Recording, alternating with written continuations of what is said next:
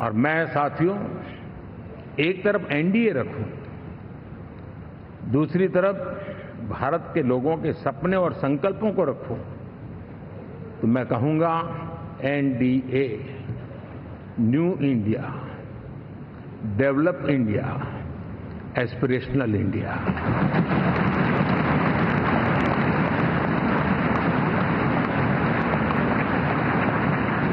और इसी सपने और संकल्पों को पूरा करना, ये हम सबका संकल्प भी है, कमिटमेंट भी है और हमारे पास रोड मैप भी है।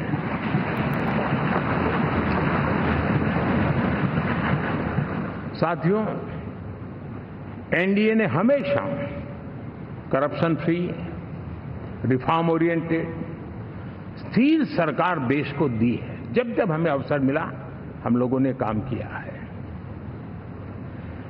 उसके सामने कांग्रेस नेतृत्व वाली यूपीए, अब उन्होंने पुरानी अपनी छवि सुधारने के लिए नाम बदल दिया, लेकिन पहचान घोटालों की है। आए दिन घोटाले, यही पहचान रही है। और नाम बदलने के बावजूद भी देश उनके घोटालों को नहीं भुला है, उनको नकारा है।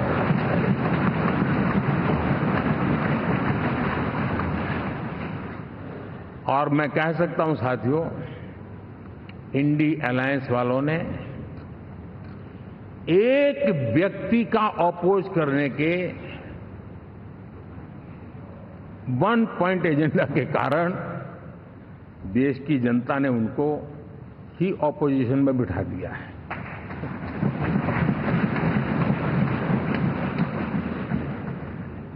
एनडीए विकसित भारत इस संकल्प को लेकर के चुनाव में गया था, देश के लिए सकारात्मक सोच को लेकर के गया था, देश की युवा शक्ति के सामर्थ्य को समझ करके नए अवसरों को लेकर के देश को आगे बढ़ने की बात लेकर के गया था। जबकि हमारे सामने जो लोग थे वो भ्रम फैलाना, झूठ फैलाना, यही गुमराह करने वाले काम यही करते रहे थे। अब एनडीए और उनका देखें, इवन नामांकन में जाएंगे तो भी आपको देखेगा उनका चुनाव प्रचार, उनका नामांकन, हम लोगों का एक एक दृश्य देख लीजिए और उनका एक एक दृश्य देखिए, कितना बड़ा अंतर है। हर चीज में उनका कैरेक्टर दिखाई देता है।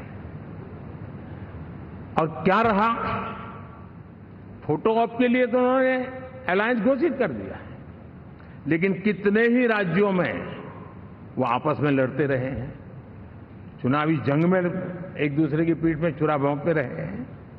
कभी उन्होंने कहा कि ये तो हमारा वैचारिक अलायंस है, वो विचार लेवल पर ठीक है, बाकी नीचे तो हमारा अपना हम तैयार करेंगे। और अब फिर उन्होंने कहा कि भाई हम तो सीट के आधार पर अलायंस करेंगे, टोटल न भी करें, ये भी खेल खेला। और अभी अभी तो चुनाव पूरा हुआ शुरू कर दिया कि ये तो हमारा अलायंस लोकसभा के चुनाव के लिए ही था, बाद में नहीं है, ये भी शुरू कर दिया। यानी मैंने बहुत पहले कहा था कि आप देख लेना 4 जून के बाद बिखराव शुरू हो जाएगा, और वो शुरू हो चुका है। इसका मतलब ये हुआ कि वो सिर्फ और सिर्फ सत्ता सुख के लिए एक दूसरे का साथ देने की कोशिश करते थे, लेकिन उनमें उनका अगर स्वार्थ निश्चित होता तो साथ देना, वरना नहीं देना, ये कैरेक्टर था। साथियों, ये लोग कितने ही बड़े झूठे बोलते रहे हैं। और आप देखिए, चुनाव के समय उन्होंने देश के सामान्य नागरिक को गुमराह करने के लिए जो पर्चियां बांटी कि ये देंगे और वो देंगे और टिकना देंगे, फलाना देंगे, 2 दिन से मैं देख रहा हूं कि कांग्रेस के दफ्तरों पर लोग कतार लगा के खड़े हैं कि ये पर्ची है, 1 लाख रुपया कहां लाओ भाई, मांग रहे हैं लोग। यानी आपने जनता जनार्दन की आंखों में कैसा उनको भ्रमित किया, कैसी आंख में धूल झोंक दी कि वो बेचारा सामान्य नागरिक मान के चलता था, हाँ भाई 4 जून के बाद रुपया मिल जाएगा, इसलिए वो जाके खड़ा रह गया। और अब उसको धक्का मारा जा रहा है, डंडे मारे जा रहे हैं, वहां से निकाला जा रहा है। अब इस प्रकार का चुनाव ये अपने आप में देश के गरीबों का अपमान है, हमारे देश के सामान्य नागरिकों का अपमान है। और कभी भी देश ऐसी हरकतों को न भूलता है, न ही कभी माफ किए बिना माफ कभी करता है।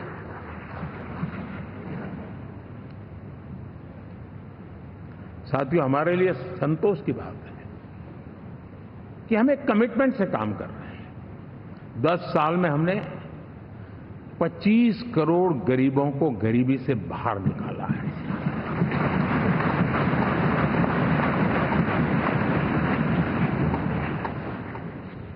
गरीब कल्याण का एक सुरक्षित मजबूत कवच दिया है हमने उसको, और उसके अंदर भी एक नए एस्पिरेशंस पैदा हुए हैं कि हां, अब मुझे गरीब नहीं रहना है, और उसके लिए मुझसे जो हो सकेगा मैं हर अवसर का फायदा उठाऊंगा।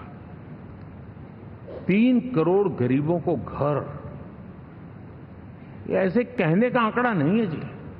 कितनी मेहनत पड़ती है मुझे मालूम है, लेकिन हम सफलतापूर्वक इसको कर पाए हैं। 4 करोड़ लोगों को दे चुके हैं। 3 करोड़ का हम संकल्प लेकर के आज से आगे बढ़ेंगे। यानी ये भी हिम्मत है कि 4 करोड़ देने के बाद जिन परिवारों का विस्तार हुआ है, जरूरत पड़ी है, और राज्यों की भी उसमें इच्छा है, 3 करोड़ नए घर बनाने का संकल्प। 70 वर्ष की आयु से ऊपर के व्यक्तियों को, नागरिकों को 5 लाख रुपए तक इलाज के लिए मुफ्त इलाज की व्यवस्था।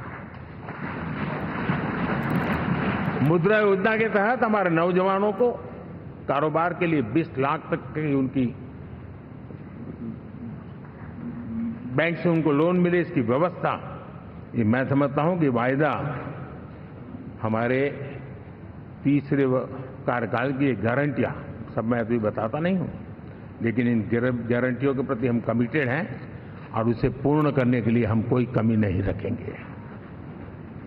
साथियों, गरीब का सशक्तिकरण और मिडिल क्लास को सुविधा, ये हमारी प्राथमिकता है, क्योंकि मध्यम वर्ग अब इस देश का एक बहुत बड़ा चालक बल है।